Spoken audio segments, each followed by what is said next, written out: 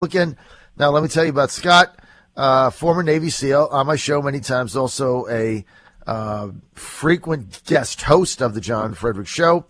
Scott had announced his intentions to run for lieutenant governor in 2017. Now, since Scott Ridgel has decided not to seek another term in Congress, Scott Taylor is evaluating, and we expect him to change gears, if you will, and run for Scott's seat in Congress. We don't know how the nomination process will be. Could be convention, could be primary, could be firehouse primary. Other candidates who we know that are in: Pat Cardwell, lawyer from Virginia Beach. We had him on a few moments ago. We expect House of Delegates member Chris Stolley to get in the race. We expect an announcement in the next several days from 2nd District Chairman Curtis Colgate on what his intentions are. Another potential entrant into the race is Eastern Shore House of Delegates member Rob Bloxham. So a lot of moving parts. Others are going to get in. Scott trying to get out there early. Scott, I gave you a pretty big, long, kind of meandering intro on how we ended up in this place. But what say you, Scott Taylor? Are you going to run for Scott Ridgel's seat? Well, John, good morning. Of course, it's always good to be with you. And let me first say, Scott Ridgel, I believe, has done a good job. I think he's done a really good job. It was a shock yesterday when we got a message from him just prior to his announcement. Everybody was sort of thrown in a flux. As you know very well, I ran for the seat before in 2010, right, coming up short in the primary. And since then, of course, we've done a lot of national news. I've got elected to the House of Delegates, done a bunch of stuff. And I will tell you, we were exploring a lieutenant governor run.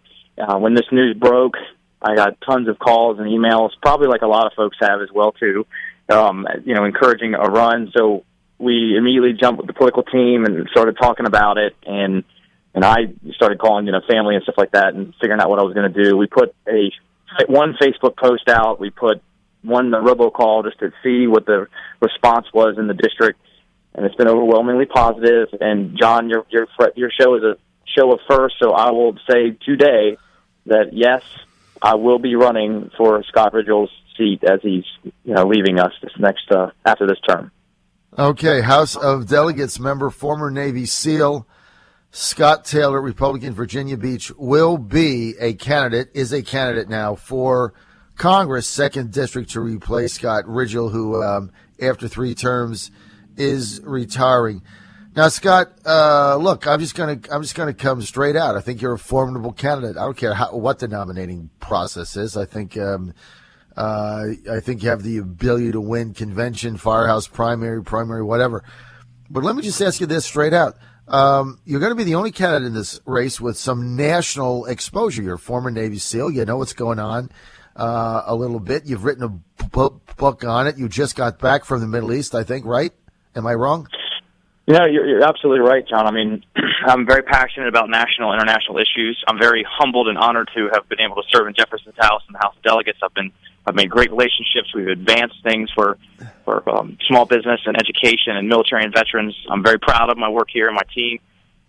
But yes, as you stated, I've written a book. So my foreign policy and national security ideas, of course, are out there for the public. I just got back from a Christmas vacation from the Syrian border to figure out what's going on, and from the perspective of the Syrian refugees and the Jordanians who are housing them, as to what the problem was there. I've been very public about what I think the solutions are. I understand foreign policy. I understand economic hardships that are facing the families in the 2nd District on a national level, and I really think that with my background and now legislative experience, that I'm uniquely qualified to be able to represent the citizens of the 2nd District. And I think that I'll add a lot of value, and I think that we're going to do very well. You mentioned the nomination process. In my personal opinion, it should be a primary, because this position, of course, would potentially vote to send people to war. So I want a nomination process that allows for active duty military folks to participate, because I want them to have a say in that, who would vote to send them to war. That being said, if it happens to be a convention or a firehouse primary or a full primary, my team, we're highly organized, we're ready to go, and we will compete and win in any one of those. So let me just ask you this, Delegate Taylor. there's definitely in this campaign going to be people who say, well, Scott Taylor, nice guy, but a real political opportunist. I mean, first he's going to run for lieutenant governor, then he's going to run for Congress. I mean, maybe if Tim Kaine retired, he'd run for Senate. Maybe if something happened to McAuliffe, he'd run for governor. How do you address the fact that some people are saying that you're a perennial candidate that is in constant search of higher office? I think it's a legitimate question, and I think most folks who would sort of perpetuate that would, of course, be people who don't support me. But I already ran for this office. Of course, I failed, and Ridgel won, and I think he's done a good job. And I've failed at everything I've ever been successful at. I've failed, but I get back up, I dust my knees off, and I move forward. On the lieutenant governor thing, when we were exploring that, it was a powerful chairman in Virginia who first called me and asked me to consider running it. So obviously we have made a big impression here in the House of Delegates in the past 2 years, and I will say that after the chairman called me and I called leadership, I talked to folks there, and they were encouraging in the lieutenant governor exploring that, and we had endorsements from around the state. So and a lot of them my peers that I've worked with in the past 2 years who have seen me firsthand and worked with me. So to the folks that would say that, I would say that number one, I already ran for this office and I lost, of course. But on the LG race, we were actually asked to consider to run by a very powerful chairman in Virginia. Now, this race, like I said, I think that my background as a former Navy SEAL and Iraq War veteran, I'm an author in a national security book itself. If you have my ideas out there, I'm an entrepreneur. I have legislative experience, and we've got things done. We just did a poll in my district, just a snapshot of in the 85th district, to see how folks thought of the job that I was doing. It was bipartisan. We called 26,000 people in the 85th district, Republicans and Democrats, and we had a 91% approval rating of a job that we're doing. And we did that back in the summertime, too, before the Wagner race, I'm sure that you were heavily covering, just to see where we were, and it was a 92%. So after that, again, a snapshot in the district of the job I'm doing, 91%. So we're doing a good job. I have a great team. I have a lot to add to the 2nd District, and I think that we are uniquely qualified to best represent the citizens of the 2nd District. Well, let me say this to my audience that might not know Delegate Taylor from around the state of Virginia. If you're listening in, I can guarantee you one thing: he's not going to get outworked. That much I can 100% guarantee. Nobody running for this seat John, is going to outwork Scott Taylor. I started paying taxes on a farm at the age of 11 on the eastern shore of on the Maryland side, and I developed a work ethic then, and it stayed with me. And I can promise you that we will not be outworked. I have no doubt. I've seen it in action. Scott Taylor, let's get into some specific issues. Look, I mean, I got to tell you, just from a personal standpoint, I thought you were going to be a very formidable candidate for lieutenant governor. I told you that. When you look at your resume and you look at the things that you've done, getting involved in the federal government, especially with the problems we have now with national security, based on your resume, your background, what you've done, Scott Taylor, makes a lot of sense. Let's get to some key issues. Let's go to foreign policy. You're at the Syrian border, Syrian refugees. There's a number of presidential candidates led by Trump who has said not a single one comes in. They cost us $65,000 each. Number one, we can't vet them. Number two, we're broke. What say you? Well, I will say this, and having been there, the vast majority of them that I spoke to, almost every one I spoke to, want to stay there. And when you look at what's going on over there, they're just existing. They've been in the refugee camps for several years.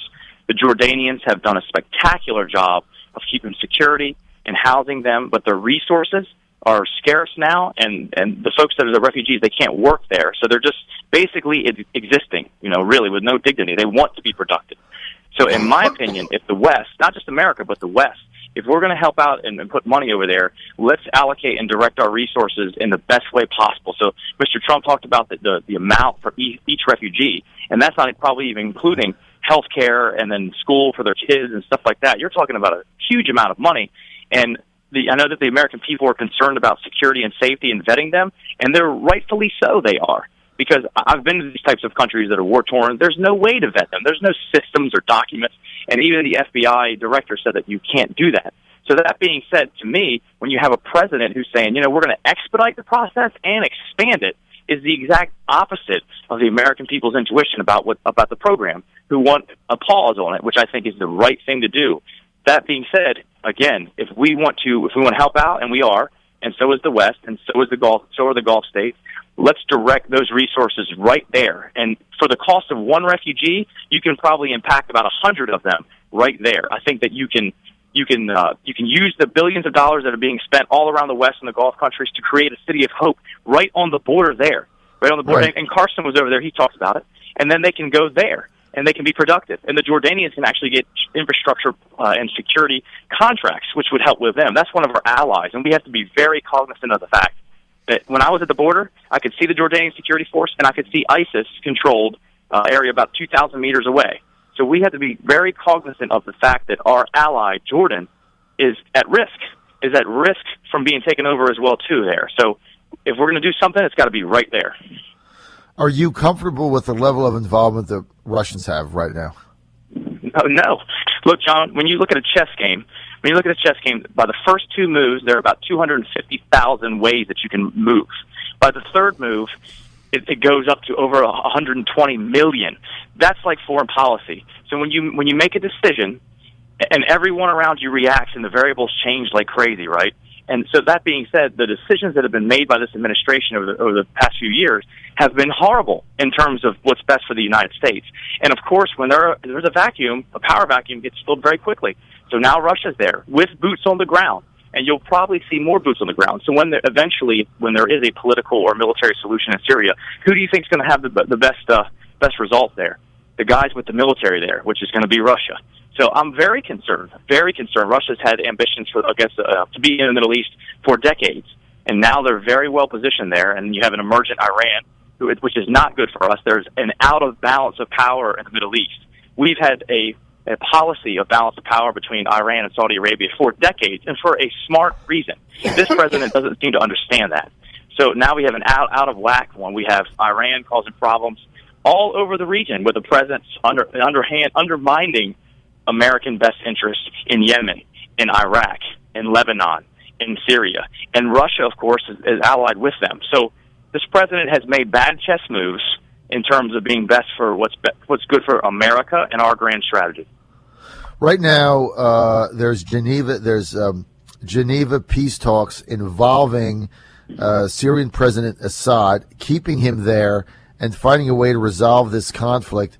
As you know, our biggest NATO ally as far as troops, army, is the Turks. They're adamant about removing Assad to continue their involvement, but yet we're in Geneva right now trying to broker an agreement that would keep Assad in power. How do you unravel this, and would you be comfortable with that? Well, here again, with the chess moves and everything, all the variables change like crazy over the years. Several years ago, I think it would have been the right thing to do to remove Assad. Several years ago, right. when you actually had what was somewhat of a moderate thing there and not Islamicist. Well, that's all changed because the president was tepid, didn't move, didn't act on his red line, which of course embarrasses the prestige of the United States. And because he didn't support those forces against Assad immediately and just did rhetoric instead of actual reality, doing something, that caused others like Turkey to try to undermine Assad, like the other Sunni states, Saudi Arabia and those, to fund Islamicist rebels who, of course, cannibalized the moderates that were there anyway. So now he's almost the best option.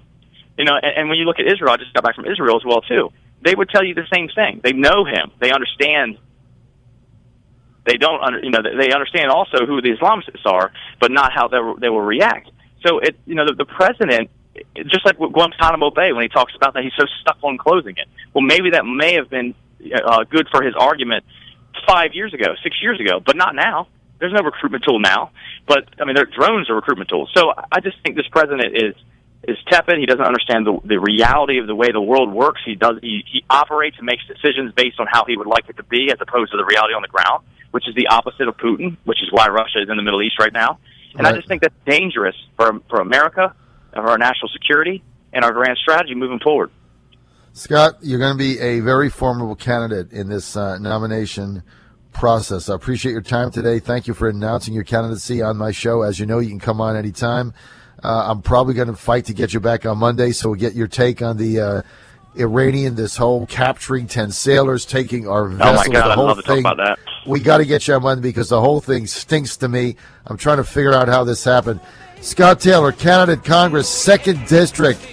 Good luck, Scott. You're going to be a very formidable candidate in this race.